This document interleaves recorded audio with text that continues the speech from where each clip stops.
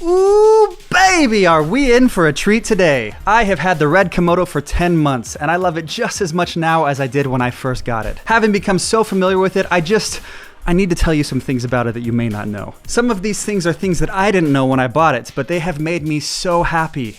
So happy. So here is the list of the top 10 things that I love about my RED Komodo. Number 1 on the list is the weight. This camera is so light.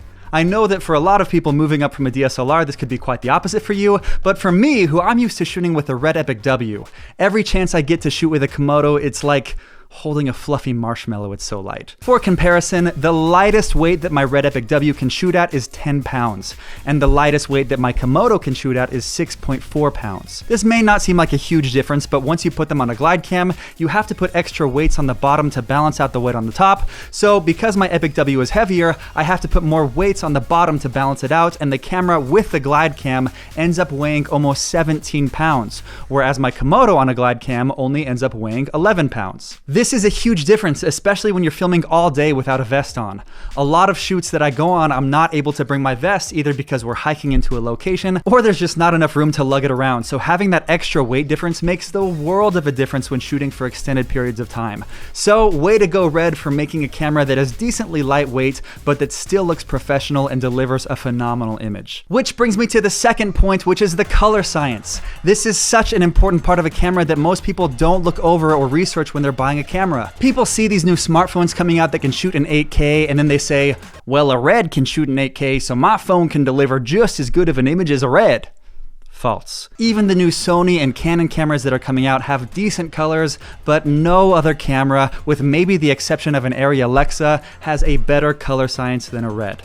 But what does that all mean? Basically, in a nutshell, it means that the colors look amazing right out of camera without having to do crazy color grades to fix colors that the camera didn't accurately record. A lot of times, Sony or Canon cameras will have greens that look too yellow, or they'll have too much of a magenta hue to their image, or the skin tones will look way off and too orange. RED cameras are amazingly accurate at displaying true colors correctly, and the colors look phenomenal pretty much right out of camera. Now, I'd never suggest that you don't have to color grade a RED, because you definitely do if you want it to look the best that it can, but geez, it's about 1,000 times easier, and it saves so much more time in post. Number 3 on the list is the ability to use an iPad, a smartphone, or even a computer as an external monitor to see live playback without requiring any additional gadgets or modules. The Komodo has a built-in Wi-Fi that you can connect any other device to, and once you download the RED Control app, on that device you can see a live image of what the camera can see. This is super helpful when I'm on set and the client wants to see what the image looks like without having them to loom over my shoulder like a creepy vulture. They can have their own director's monitor where they can see what the image looks like for themselves, and that really boosts the production value of what you're offering to the client, as well as gives them the opportunity to see if there's anything that they want to change about the image as you're shooting. Number 4 on the list is the autofocus. My RED Epic W doesn't have any autofocus capability, so this is a game changer. I use the autofocus all the time on the Komodo for interviews with a super shallow depth of field where your subject can easily get out of focus, and on music videos where I want to move forward and backward and still keep my subject in focus. The Komodo also has the ability to pull up an image on an iPad, and you can touch any part of the screen and the Komodo will automatically pull focus to that spot on the screen. So that's super helpful if you have someone who can help you focus on certain parts of an image. You can also pull up a focus wheel on the iPad and have someone pull focus for you as you're filming so that you don't have to do it all yourself, which is a major deal if you're shooting on a gimbal or a glide cam or a slider. Number 5 on the list is the ability to hot swap batteries as you're shooting. This technically means that if you have enough batteries, your camera can stay on forever. Literally forever. Like, I mean, you would probably never do this, but if you had 1,000 batteries and you just kept hot swapping them out, you could keep your camera running for like 42 days straight. And I'm not even lying, like, I did the math. RED cameras are like a computer, so when you turn them on, it takes anywhere from 15 to 30 seconds for them to boot all the way up, which can be kind of frustrating when you're wanting to turn on the camera and record right away, but with hot swappable batteries, you can just switch one out and replace it while the other one is powering the camera. So that's pretty sweet, and it also helps keep the weight of the camera down, knowing that you don't need both batteries to run the camera, so sometimes I'll just shoot with one battery in because it makes the camera a bit lighter, because I'm not like a bodybuilder and stuff. Number 6 on the list is the built-in mic jack. My RED Epic W has a built-in scratch mic, which is good for getting scratch audio, but I would never ever use it for getting professional audio. But the Komodo gods decided to bless us with a built-in mic jack, so now you can plug in a shotgun mic to the side of your camera and get decent audio for run and gun situations.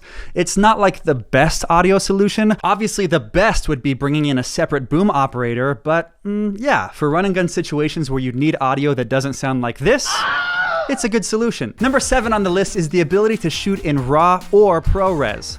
RAW is amazing because it allows you to change the ISO and color temperature and picture profile in editing, but every once in a while I need to maximize the storage space on my memory card, and shooting in ProRes allows me to shoot in either 4K or 1080p so that I can shoot for around 6 hours in 1080p on a 512 gigabyte memory card, which I would never be able to do shooting in 6K. But speaking of 6K, that's number 8 on the list, which is the resolution of the camera. 6K is basically shooting a 20 megapixel photo 24 times every second, whereas 4K is only 12 megapixels. Also, 6K exported out in 4K looks better than 4K exported out in 4K. And 6K also allows you to punch in a bit in post or use warp stabilizer without losing resolution. Is 6K overkill? Probably, but also a Lamborghini is overkill when I'd only need a Honda Civic, but I'd choose a Lambo every freaking day.